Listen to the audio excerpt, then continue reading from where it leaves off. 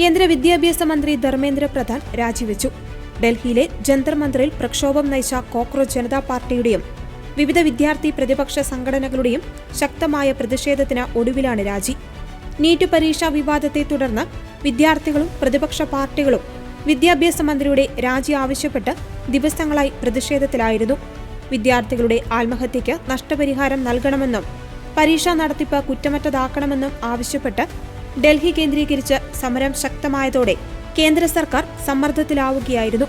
ചോദ്യപേപ്പർ ചോർച്ച തടയുന്നതിനായി പരീക്ഷാ നടത്തിപ്പ് ഏജൻസിയായ NTA-യിൽ വലിയ അഴിച്ചുപണി നടത്തുവാനും 10 വർഷം വരെ തടവും 10 കോടി രൂപ വരെ പിഴയും വ്യവസ്ഥ ചെയ്യുന്ന പബ്ലിക് എക്സാമിനേഷൻസ് ഭേദഗതി ബില്ലിന് മന്ത്രിസഭ അംഗീകാരം നൽകുവാനും കേന്ദ്ര സർക്കാർ തീരുമാനിച്ചിരുന്നു. എന്നാൽ മന്ത്രിയുടെ രാജിയിൽ കുറഞ്ഞ ഒന്നിനും വിട്ടുവീഴ്ചയില്ലെന്ന നിലപാടിലായിരുന്നു പ്രതിഷേധക്കാർ. തുടർന്ന് ഇന്ന് രാജി പ്രഖ്യാപിച്ചതോടെയാണ് ആഴ്ചകൾ നീണ്ട പ്രതിഷേധങ്ങൾക്ക് വിരാമമായത്.